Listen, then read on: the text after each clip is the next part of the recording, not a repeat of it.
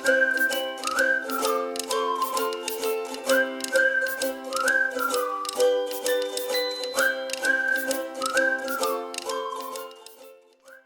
and welcome. We've been talking about securities or investments. Sabi natin, these are investments or financial instrument that can be traded in an exchange. Pero before it became an instrument or a security, or before it can be traded in a stock exchange, saan muna siya galing? Well, galing muna siya sa new market or new issue market. Kailangan i-issue muna siya. Or this is also known as primary market. Mamaya pag-uusapan natin what a primary market is. But these are securities sold for the first time in the public or in the market. Not in exchange. Well, pwede rin naman yung mga sa brokerage. But it is sold for the first time in the market. Bakit?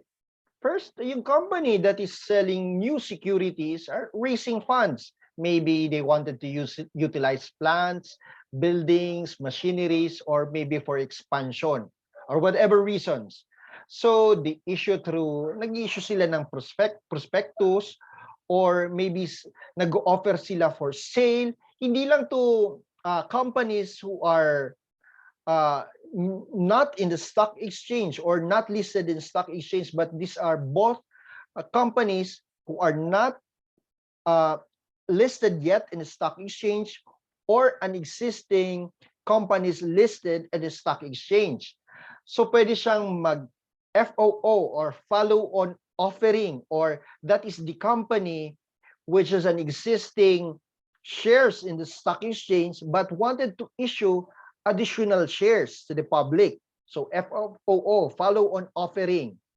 Or pwede siyang mag-private placement. These are companies existing in the stock exchange but wanted to issue new shares with the specific institution. May target market na sila.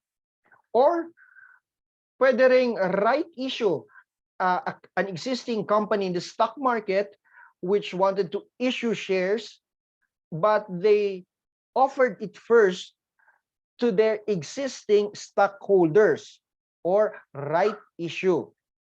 But yung pinaka-popular, ang alam nating IPO or initial public offering.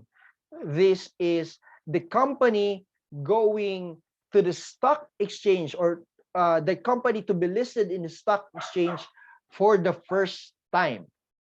Now, pag-usapan natin. I said a while ago that a new market issue is issued in the primary market first. Ano ba tong primary market? Well, this is halimbawa, for a stock or a bond to be sold to the public for the first time, dadaan muna siya in what we call the primary market, wherein investors can directly purchase securities from the issuer or the company. After that, didiretso na siya sa secondary market, wherein securities are now traded between investors.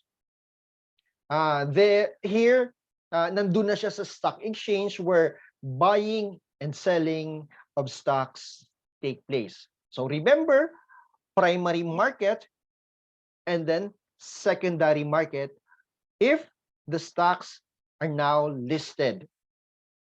Tingnan natin yung relationship between primary and secondary markets. You know, these two are complementary with each other. To be able to be traded, securities must be issued first. Saan? Sa primary market. Then, the stock market provides liquidity of the issued securities. Saan? Sa secondary market, wherein it can now be traded with each other. Yung mga traders, yung mga investors, the buying and selling take place. Now, what's the difference between the primary and the secondary markets?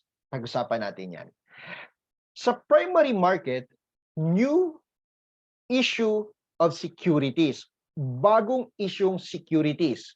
While in the secondary market, these are existing securities na binibenta lang or tinitrade lang or binabuy and sell between investors. In primary market, no fixed geographical location. Kahit saan, pwede mong ibenta. But in the secondary market, alam natin, it's located at a fixed place like PSE, Philippine Stock Exchange, alam natin kung saan located. In the primary market, its primary purpose is to raise fresh capital or resources. While in the secondary market, ang primary purpose naman is to transfer securities from one investor to another or liquidity. In primary market, all companies may participate. In secondary market, only listed companies can participate. While the function of new issue market, first is origination, wherein it deals with the origin of new issue, careful analysis in terms of the nature of the security, size of the issue, timing of the issue, flotation method of the issue. Number two, underwriting. It is an agreement which an underwriter takes place a specified number of securities in the event of the public not subscribing it, in consideration of the underwriting commission. Meron tayong tinatawag na underwriter. I mean, this is any party that evaluates and assumes another party's risk for a fee, which often takes place in a form of commission, premium, spread, or interest.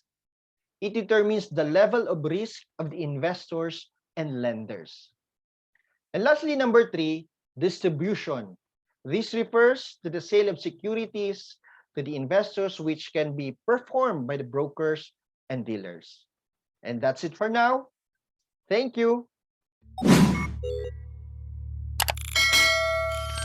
For more ICCT College's video updates, please subscribe and click the notification button.